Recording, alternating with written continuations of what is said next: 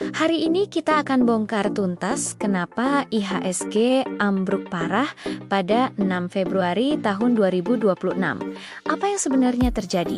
Mari kita mulai. Ketemu lagi di video Alvevolution yang didukung oleh Alpha Trade Academy. Pemicu utamanya adalah sentimen dari Moody's.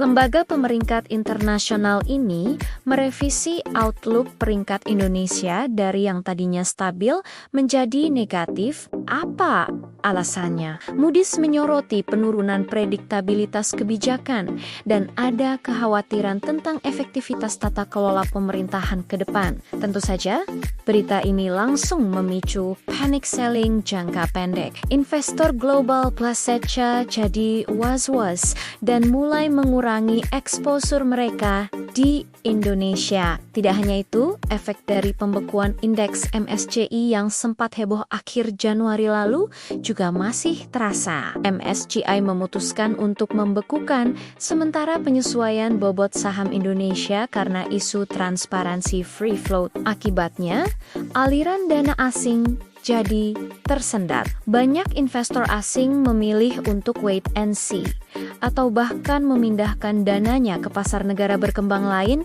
yang dianggap lebih transparan dan aman. Tekanan ini juga sangat terasa pada saham-saham raksasa perbankan. Saham big caps penopang indeks seperti BBCA dan BBRI mengalami tekanan jual bersih asing yang cukup besar hari ini. Kita tahu, bobot perbankan di IHSG itu sangat besar. Jadi ketika sektor ini terkoreksi, otomatis indeks kita langsung terseret turun cukup dalam. Selain itu, ada gejolak sektoral yang juga menjadi pemberat. Sektor cyclical tercatat jatuh lebih dari 5%, disusul oleh sektor industri. Ini adalah sinyal bahwa pasar sedang mengantisipasi kemungkinan perlambatan ekonomi, atau mungkin ada perubahan regulasi yang bisa menekan margin keuntungan perusahaan di sektor-sektor ini.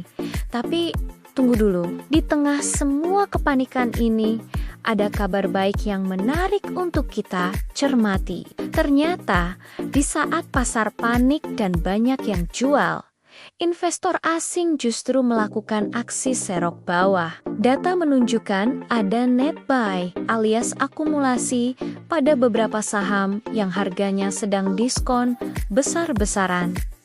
Siapa saja yang jadi incaran? Saham BMRI, TLKM, dan ANTM menjadi target utama asing hari ini. Selain itu, saham BRMS dan MDKA juga tercatat masih masuk dalam daftar belanja asing, meskipun nilainya lebih kecil. Jadi apa kesimpulannya untuk kita semua? Penurunan drastis hari ini lebih didorong oleh sentimen psikologis karena berita dari Moody's, bukan karena kerusakan fundamental ekonomi kita secara masif. Fakta bahwa investor asing justru memanfaatkan momen panik ini untuk serok bawah adalah sinyal positif. Ini menunjukkan bahwa mereka masih percaya pada prospek jangka panjang saham-saham pilihan di Indonesia. Jadi, jangan ikut panik, tetap tenang, analisis lagi portofolio Anda, dan lihat ini sebagai peluang. Yuk, join Alpha Trade Academy untuk belajar analisa teknikal dan money flow lebih mendalam. Linknya ada di bio ya, cek bio-nya sekarang juga. Tetap semangat, semua yang besar berawal dari yang kecil. Sampai jumpa di video selanjutnya.